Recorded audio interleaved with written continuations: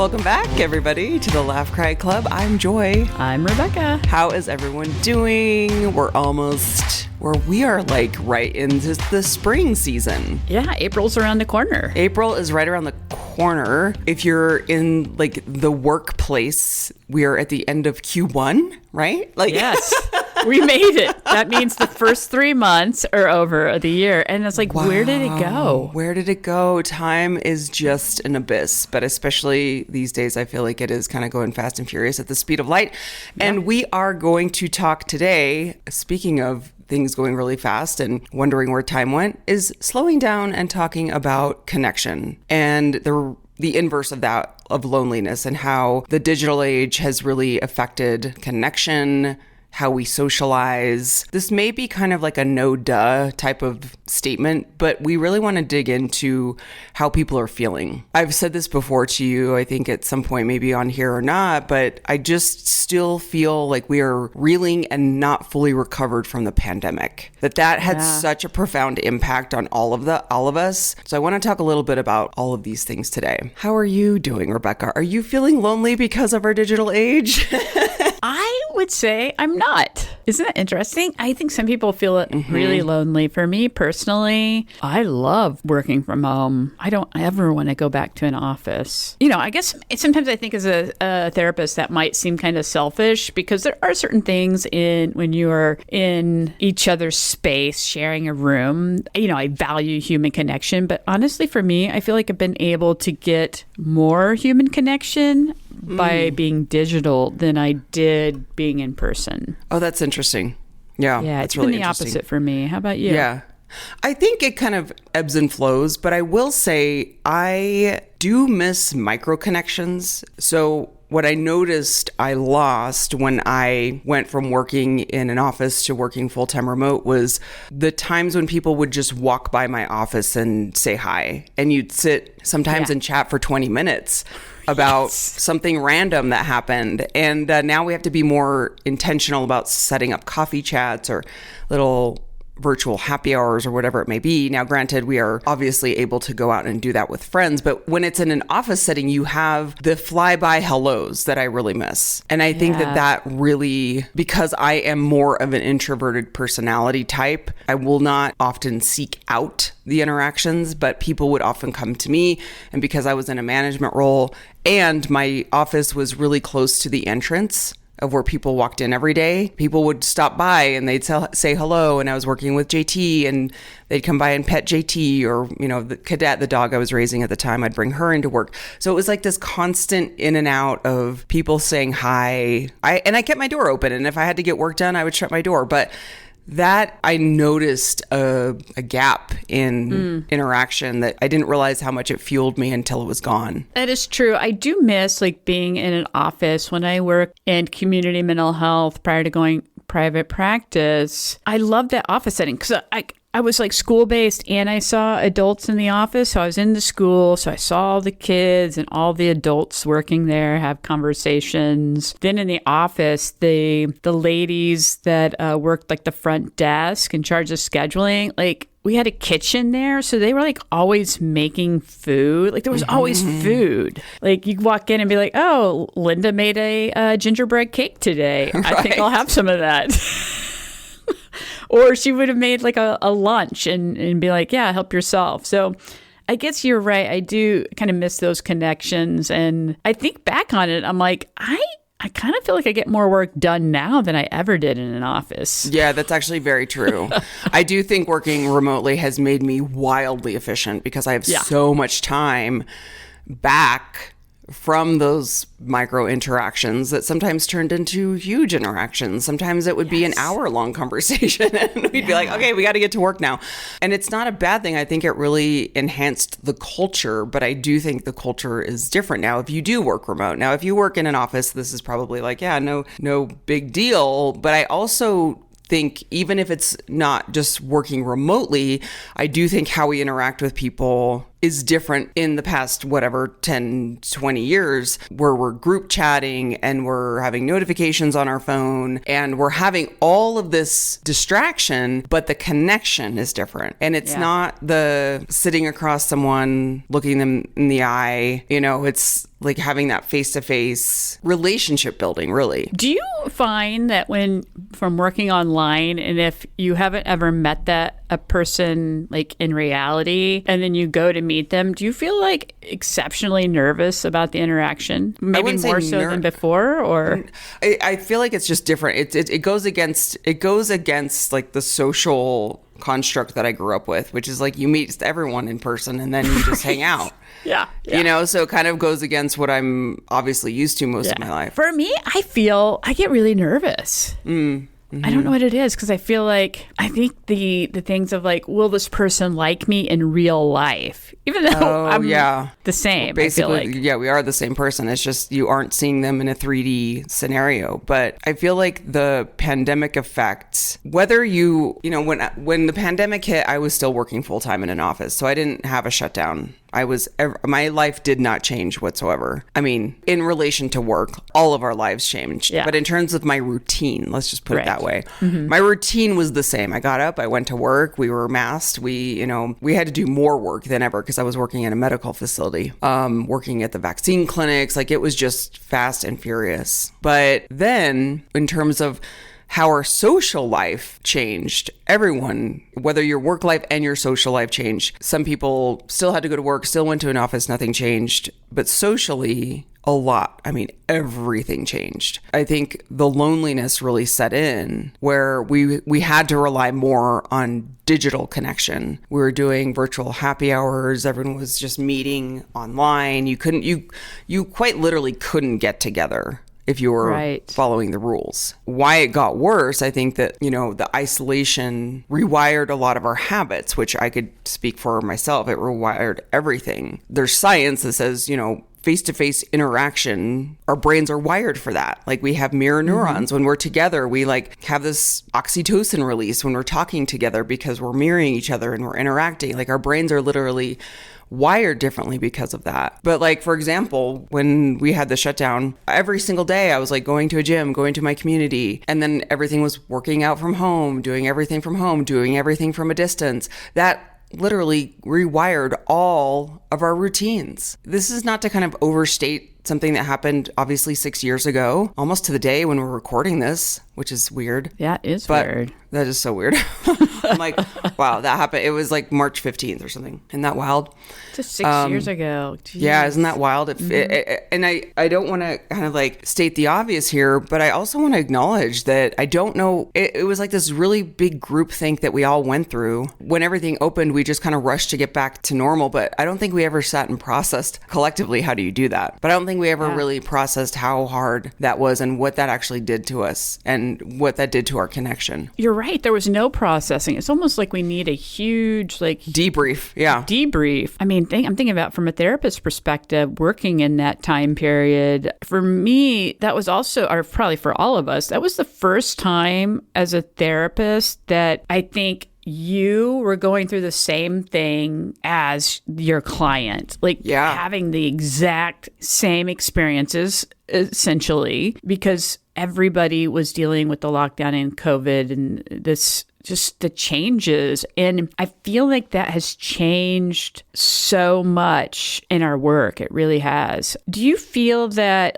people's social skills have decreased in the last 6 years? I think it's due to, again, our routines changed. If I sat here and really thought about it, I'm like, wow, I got really comfortable in a rut of isolation where it became a little bit too comfortable to just, and again, because I'm more introverted, I think that just feels comfy to be isolated. And at the same time, it's really, loneliness is like, what is the Surgeon General is like, loneliness equates to smoking 15 cigarettes a day. The health impacts are equivalent to that. So that's a U.S. Surgeon General 2023 quote. But it's like, I could see that being, because loneliness is an epidemic. And I think that is something that while we feel a little bit comfy being in this rut, being in this cocoon, just kind of like comfortable at home. Ultimately, being out with a community, it does take effort. It does take social effort. And I think if you're predisposed or you have something more aligned with social anxiety, that it takes a lot out of you. But you don't have to go out and go to a rager to get connection. You just have to go out in your community and interact with your neighbor and talk to your neighbor. And I think that is really hard for us. Like, I think about even now, I live in a newer neighborhood, and whenever I'm out walking, I try to really make eye contact with people and say hi. I think there's just setting that norm even. Why are we so quick to just disconnect with each other versus reaching out? I feel like people just forgot how to work together. I mean, granted, you and I are very much aware that we can do like team building stuff virtually. Right. And you can. What I'm talking about is like this actual physical interaction, like where you're problem solving together and your body's moving. Because most of the time when you're problem solving and working as a group through, online, you're sitting. If you think about us as a human species, we started as like these hunter and gatherers, right? Very community driven. Like the community was dependent on everybody like pulling their own way, like everybody contributing. And it was so important. I think we've moved so far away from that. Like we don't even know can we even interact and solve a problem? I don't know if people could. I mean, the idea of getting together and being in a room with people. And I think that's why if you work from home or if you work virtually, you have to really almost go out of your way to keep those skills up. To problem solve together. It kind of takes me back to like even when we did High Rocks together last year. It's like we knew each other and worked together and problem solved previously, but never in person. So that was a different interaction. I think we totally did great together as far as problem solving. I think we did great, yeah. Yeah, but I think that's just kind of missing. Like people don't get together to do those type of things. I wonder about how there was so much anger that started in 2020. There was anger before that. I think it started in 2016, but it really hit a peak in 2020 when everyone was just against this or against that. And was this a hoax? And who do we believe? And where did the pandemic start? And who do we blame? And anti-vaxxers, all of this. And there was this, I still feel the rumblings of this collective anger. I have never seen collective anger like I did. Let's be clear. It's always been there. I just think it's been underground, but it just really came to the surface when the pandemic hit, because as a lot of people have described, the pandemic was like a group project that we all had to participate in, and we were at the mercy of people who weren't doing the work. We've all been in a group project before where someone's not pulling their weight. And I think that's where a lot of the anger came from. And I saw clients who lost people in the pandemic that had so much anger, rightfully so, because they were like, my parents are elderly and people won't wear masks, and my parent contracted COVID because of people who aren't masking, and they passed away from COVID. Like, how devastating, So it's like, it was really a time for us to come together, and it showed that the people who it felt like weren't in it with us, that we weren't. A pandemic comes around, when's the last time we had one before this? And it is the impact that it had on us collectively. I don't think we really debriefed it enough. No, there was no debrief. And this was a really firm example of how people's behaviors have life and death consequences.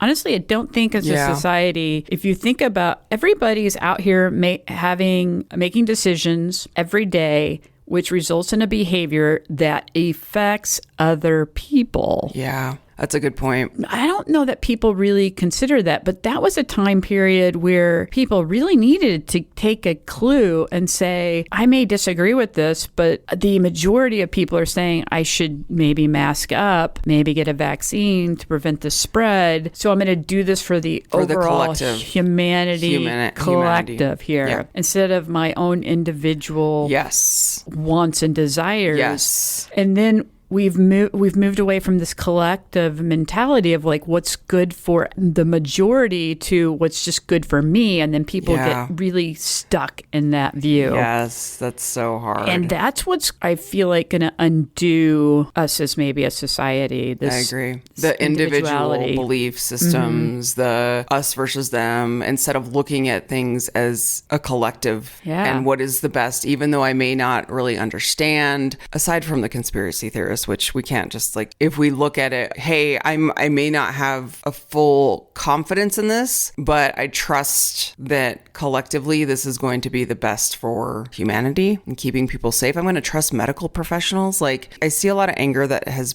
come out of the ground from that. I do feel it has always been there, but it was just so much more prevalent when this came out.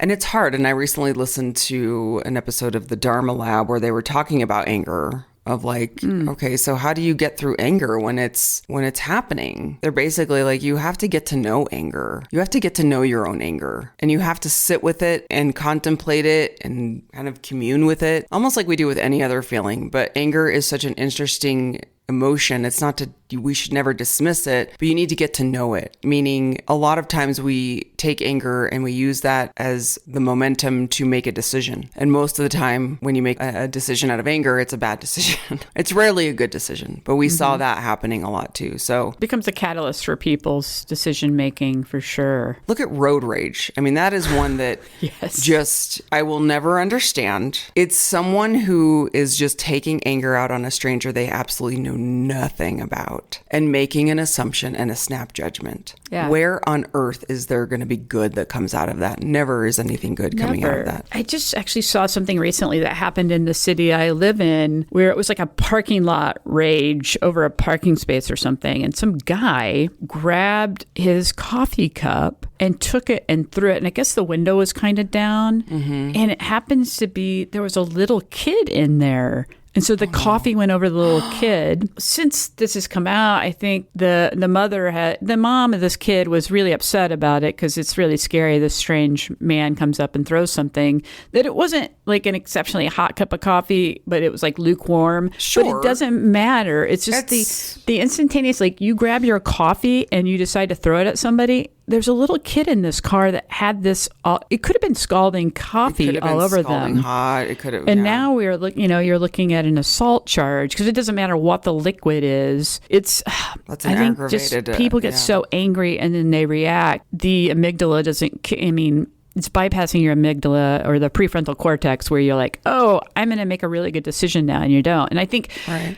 Kind of what this goes into as well is previously we always had a conversation about as far as feeling better in our mental health, like it was a personal responsibility and like individual coping, things like that. But now the conversation is turning towards like mental health and including like this loneliness is really a collective conversation that we need to really kind of examine why this is happening to kind of our human community. Like it's not that necessarily we have individual bad actors. I do believe there are other contributing factors that affect, say, like this man's behavior for his rage. Like we have to look at environmental factors, which could include social media, tech stuff, economic pressures, cultural expectations. Like it's not so much about like, oh, if you're feeling sad, what are you going to do about it, Joy? If you're feeling lonely, what are you going to do about it? This is really, the conversation is really moving into this kind of environmental community. What are we collectively going to do about it? Because if you think about it, we are up against a lot of different negative forces right now. A lot. Yeah. That we've never in our lifetime experienced. And because of the digital age, we are operating individually. There's so much more information flying at us every single day, a lot of opinions that we never had access to before. And we have less opportunities to be in community. There's still churches, there's still pockets of areas where you can do that, but it is not the norm. It's not the norm where we could argue back in the day, church was more common, that like that was your community and it was smaller towns. So you operated as such, as like, this is the community I live in. I know so-and-so who owns the corner store. That was really impactful on us as a society. I don't have to describe this or explain this to anyone, but now we live in a completely disconnected world where we have more access to everything, but we don't have access to that community piece. You have to, let's put it this way, you have to be more deliberate. You have to be more intentional about seeking it out, which is harder to do. and we don't have the time, and maybe you don't have the resources, maybe you don't have the ability to actually get there. These are all things that the purpose of this discussion, obviously, is to just kind of bring awareness to of how we even show up with each other. And even if we can't attend something in community with others, how can you look at your life as serving your community and helping one another? Even if you can't, even if you don't, like church isn't the only way, but it's like the easiest way to describe that was kind of more socially normative over the decades. That's usually kind of the... In your community, it was kind of like that central location people gathered, right? I think there are other places you can gather too. I was just thinking too about, it's so interesting. So kids, we make a priority for our children to socialize them, right? They have sports, they do church groups, they do different school clubs, they do scouting, there's this dance, whatever. There's a collective, there's all these things, and parents are always like, I got to get them involved. I got to get them involved. And they're doing it. And then it's like something happens when we become adults. Like we stop socializing. It's hit hard for us as kids, like to socialize. And then when we become adults, it's like, I know there's rec sports for adults and things like that. It's harder. It's harder because it's not as norm. It's not the same. And you don't have a parent carting you over and, maybe we should bring that back. You don't have your personal assistant. No, but it's true. I mean, think about all the things you're involved in as a kid, and then once you graduate, you're like, okay, now I have to make it. It's a very hard stop. Let's put it that way. And then when you go to college, you can seek it out, and if you're blessed to have like a sport that you become a professional in, but you're in the minority of that group. Like, the majority of don't. And that's your job, though. At that point, the majority of us do not have that like built-in social system, and you have to really seek it out. And I think that's what we're talking about here. Is like it's so hard. And then you add the digital world on top of that, and that's really, really making it difficult. And so I think one of the biggest things that I see, the huge problem is that we make so many assumptions based off just things that we see in front of our face on the digital screen. We make assumptions about celebrities. We make assumptions about that person that we went to high school with, and why are they posting that? Like, it's so weird to me. Like, we never would have, like, our judgment meter is off the charts. Oh, it is. We never would have had, like, think of all the judgments we make in one day over the things that we see. Like, why is that person posting that? And that's true. I think that is making it like to where we are distancing ourselves. We're having more surface level friendships. We're having parasocial relationships where we think that we are friends with someone or that we know someone and we don't. And that just contributes to more of this like social awkwardness or this social isolation. I just think that we have to really pay attention to how we're showing up, how we're contributing to our society versus just doom scrolling all day and taking in information. So the other thing I want to talk about really quick, because we touched on this before we hit record, was the recent court case against Meta. There was a case where an individual said there were allegations made that Meta made false or misleading statements, and also that Meta engaged in unconscionable trade practices that unfairly took advantage of the vulnerabilities of an inexperience of children. So jurors found that there were thousands of violations, each counting separately toward a penalty of $375 million. That's crazy to me.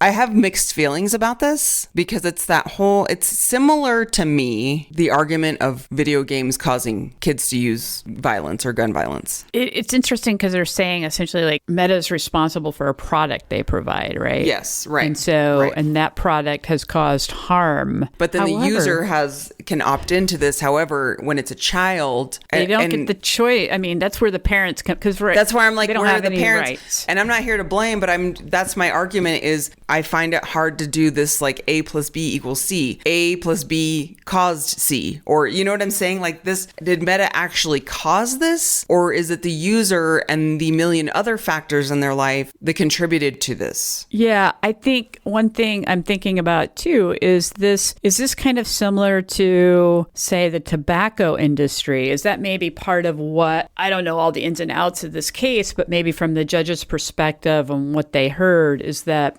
tobacco industry, when I was a kid, there were people smoking cigarettes and shows all the time. I don't know, your parents or your uncle might be smoking, your bus driver may be smoking, and then all the commercials. Now we get bombarded with medication commercials. Back then, it was the Marlboro Man and some woman smoking Virginia Slims and how wonderful it was to smoke a cigarette. And, after that situation with the tobacco industry, I'm wondering if they're also looking at this is a product and it may cause harm. But I also do feel like you're saying, like, there with a kid, there's a parental responsibility to it. Like if you allow your kid to have access, or they can get the access without you. I mean, if they have a cell phone, they can get it. It's really an interesting lawsuit. And I think it's like the first one where they're saying like a social media type platform can be held liable. Because I almost don't feel, I'm like, how do you even have the guardrails?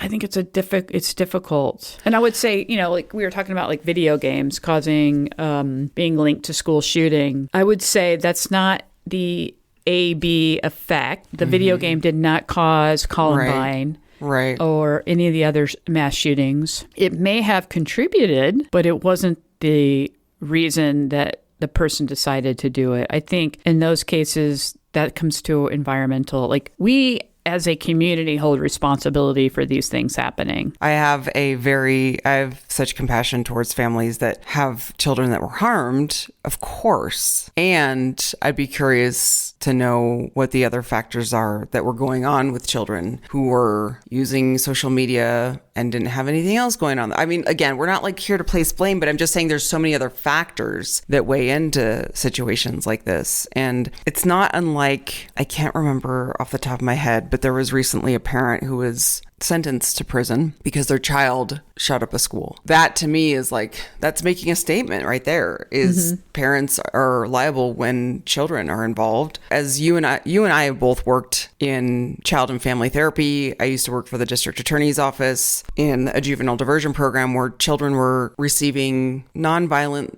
charges, and it was something more of like a preventative program to prevent them from going down that road. So I did 11 years in that role, working with children and families. When I tell you, a lot of that job was having to manage the parents. Like it is, yeah. It was just amazing to me how parents would come in and be like, fix my kid. And I was like, yeah, you play a role in this as well. You have to fix the family system. And I always said, the family system. The kid is the identified symptom. They are the symptom of a much bigger issue. I agree. Anytime you would ever have a kid court ordered to therapy or into the juvenile justice system for something, the kid wasn't my focus for the problem. It was this family system. And I think, you're talking about the lawsuit that happened. I think it was in Georgia for the dad of this kid that took I think it was like an AR-15 to school and shot some people. In particular, this kid in his bedroom had like, I guess, kind of photos or like a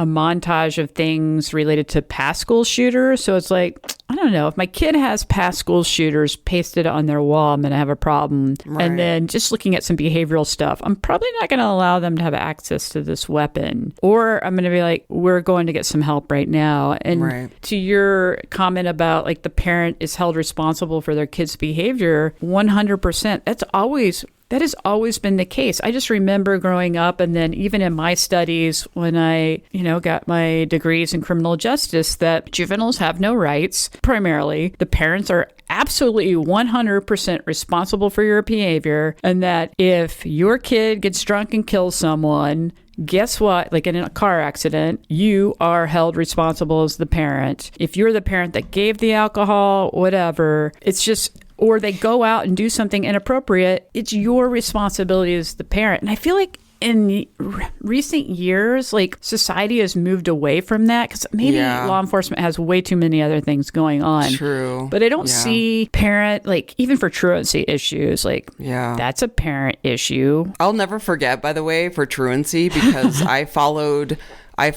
Kamala Harris when I was at the DA's office, when she was the DA in San Francisco, I believe.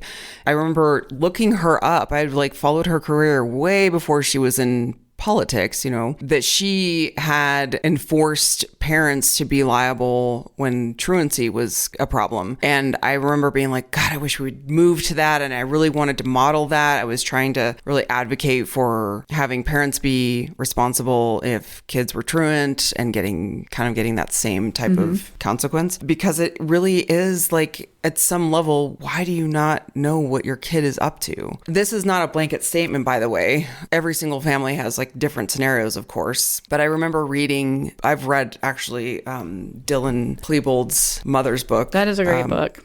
Sue Klebold's book is a phenomenal read for the point of that is an example of a family who had no idea what was going on. Sure, they have some hindsight of like, okay, we could have dug into this, but that is also something where he was, I think, I don't want to like split hairs here, but it's like he was like pretty much an adult. Like there was a level of he was moving on. He was kind of like leading them on that he was going to college. Could they have really dug into what he was doing with Eric a little bit more? Sure. But that to me, my heart did go out to Sue Klebold and the Klebold family they were kind of the patient zero, if you will, of how you handle situations like this, because it was the first time this had ever happened on that scale. So she kind of had to figure out, there were no other parents. Now there's sadly countless tragedies like that where parents can lean on each other and be like, how did you handle something like this when my kid did something so awful? But that's not a group you want to be a part of. She was completely alone. I think of those scenarios where it's like, okay, so was Sue Klebold and their family had tons of civil litigation. And I want to say I feel like parents do have responsibility for their kids, right? I just feel like we've moved through the year. I just remember when I was growing up, like I think my parents were scared to death of any decision I might make. I mean, not that I was a bad kid, but they were absolutely responsible, and they knew like I could go to jail if you go around and screw up out there. So act right and do the right thing. But I feel like parenting, because, we were Gen X, probably moved further away from this controlling, because I felt controlled. You probably felt like we had a lot of rules. It was also, we're afraid of the cops and breaking the law.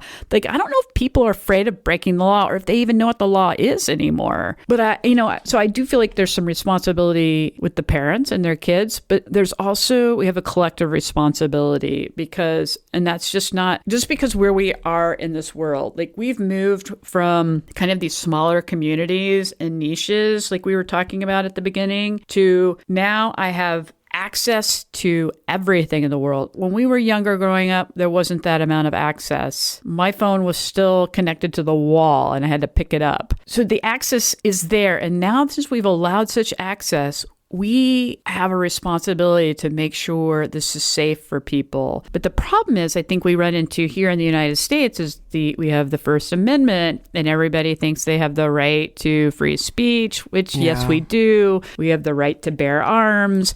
And it's like nobody wants to give up anything for the collective unit. That's why we continue to have mass shootings. Like you don't see this in other countries. Right. It's the collective unit. It's the taking away our rights. It's the Constitution. It's weaponizing the Constitution against our collective society. And safety, right? And safety. Yeah. I mean, we could go down that for days. And it's just disappointing because I see the bigger picture as someone, and you see the bigger picture as people who are in the helping profession that see the people who are suffering, that really need the help. The people who live on an island of like, these are the people that say F your feelings, that like have the F your feelings sticker on their car.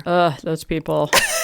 It's like, what? I mean, okay, if that's the so statement, wrong. if that's the statement you want to make in the world, I really hope you find some happiness, because that's just going to be a really sad existence. Those people, if we go back to years ago when we're all out in the wilderness trying to survive, they would probably have been outcasted, because it's like, you're not going to work with the group, then you're creating more issues for us, so we're going to get rid of you. We need to go back to that. How do we do that? You go live over there, we'll live over here. But that goes back to that isolation then. It's so divisive. Like, we can't have a conversation and find a medium. Like, still disagree and be like, I disagree with this plan, but we'll try your plan first. Right. Or we'll find a plan in the middle. And can we meet in the middle somewhere? Where we both disagree, but we give a little bit.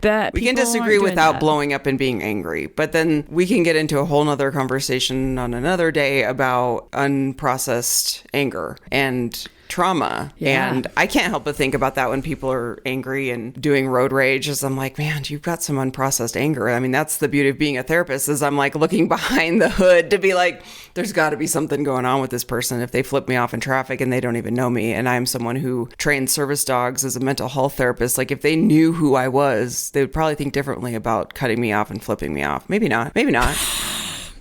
Probably not. But I think they would. I just that's something I can't help but think is like, you can't hate people up close. Michelle Obama. Like, you just can't. At the end of the day, I always laugh when we talk about these things, because I'm like, the people who really probably need to hear this episode probably aren't listening to these episodes, but it doesn't matter. It's just the understanding that if I myself am responsible, I'm responsible for showing up every day. We are all responsible for showing up every day to put good in the world and make the world a better place. And hopefully everyone's listening wants to leave the world better than how they found it. I mean, I believe that's why we're here, is we're here to contribute in some way. We don't know what happens when we pass, but I have to believe that it's like helping others feels good. There's something to that. I think people should go back to just being kind and go to therapy, because if you're having a hard time being kind, it usually means that you have like some unresolved anger that you have to deal with, unresolved sadness. And if you're so angry and so think you're right about everything, then it's time to look at that and go to therapy. Yeah, because it doesn't serve you. Would you rather be happy or be right? That's really the saying that it comes down to. I can't remember who said it, but it's true, because if you have a hard time with being wrong, or you're so set on being wrong, or so set on being right, and everyone else being wrong, and an us versus them, and that you would rather hang on to your anger, quite frankly, that's just an excuse to distance yourself from people. And it's not cute. Like, we really want to get to know you. We really want to give you a hug. We do want to get to know you. And I want to know, like, why you feel so passionately that you hate certain people or whatever it is. I'm going to probably disagree with it, and you're probably not going to convince me. Like, that takes us back to like those debating skills that we've talked about. I know, those probably debating not going to convince me, because I'm not saying I'm right. Yeah, let's have a good debate. It doesn't match my values and how I see people should be kind and work together for a common goal and for humanity. So let's end on this note, because it reminds me of a discussion we had at the beginning of this podcast, not this episode, but the beginning, when we were always talking about interactions with randos, how good it feels to just have like a nice little interaction, positive interaction with a stranger. And I truly feel like that's something that we could keep in the forefront of our mind when we're out and about, not to mention schedule some time with your friends instead of texting.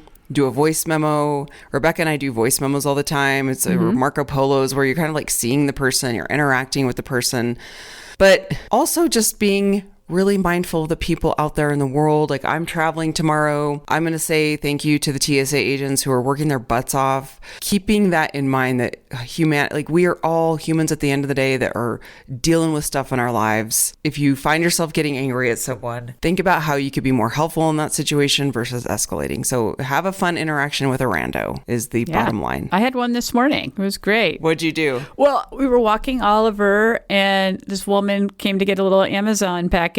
She was like in her nightgown, so she's probably, oh shit, here's people walking. And her little dog, like a 3-pound dog, runs out. So I'm like, get Oliver away. I pick up this dog, Molly, and it turns into a conversation about how she noticed we're not walking Fritz and Ruby anymore, and she was afraid that they died. And then she talked about her fosters and us fostering. It just became this nice little connection over a dog that ran out. I could have been mad about it, but I was mostly like, I got to save this dog. So, and I just picked her up and got her little, leaves off of her and handed her back to her mom. And it was just a conversation. And I never talked to her. But that's just, you can be open to experiences. Like, you don't have to be upset and angry and mad about it. Or even just like in our own world. Like, a lot of times we're in our own world where we're not thinking about. Be mindful. Be mindful. Yes. Just be mindful of like, what is this other person going through? Or if someone cuts you off accidentally, it's probably an accident. Like, I've done that before and I feel really bad about it. Like, we're not perfect. Here's a mindful thing too I want people to do that just rubs me the wrong way. When you go to a public restroom and there is the handicap stall or the stall with the bigger door for access for wheelchairs and walkers, if there are other stalls and you are an able-bodied adult or child, do not use that bathroom, because I see so many people go in there and then, I see a disabled individual come in and they have to wait to use it. Yeah. And then you walk out totally able-bodied. So just be mindful. Think about other people. Make sure when you're parking, don't park over the lines of a handicap spot. Yes. That's something else else that I see, because I work with canine companions, and I see a lot of people in our private Facebook groups that are that use wheelchairs, and they have to. The reason the lines are there, I know this probably sounds obvious, but hey, everyone, just so you know, the reason that the lines are there for handicap spots is because they typically have a vehicle that has to have a ramp. Mm-hmm. Or some type of aid that they need enough room. Or a lift to get, and people just park over those lines, and it's or they put their carts there. Yeah, put your cart back, because and it's just be aware. Don't block the route. Yeah. Don't block it. There are people that need access, and it drives me nuts when people are not considerate enough to even think about that. So let's be nice to each other. Think of everyone else. Say hello to a stranger. Say hello to a stranger. If it snows between now and the next month, which we need some snow. Really? Maybe shovel their driveway or even a sidewalk. We've done that. We have a snow blower, so my husband will just snow blow the whole sidewalk because we live in a cul-de-sac. That's a nice gesture. You know what I mean? This is where we're bringing community back. Community back. Okay, guys. And we're so glad you all are here, part of the Laugh Cry Club community. We are your community. We did get a voice memo from a lovely listener that I forgot to play. We'll play it maybe next time. Okay. But thank you so much for reaching out, because you guys are the best. You can always reach us, laughcryclub@gmail.com. You can send us a voice memo. We listen to everything that you send, and we read every comment that you send. It really helps us out if you can rate and review the show or share it with a friend if you found this helpful. And we're on the socials as well at Laugh Cry Club. But until then, we wish you an amazing week, and go help somebody. Go do something kind. Bye, everybody. Bye-bye.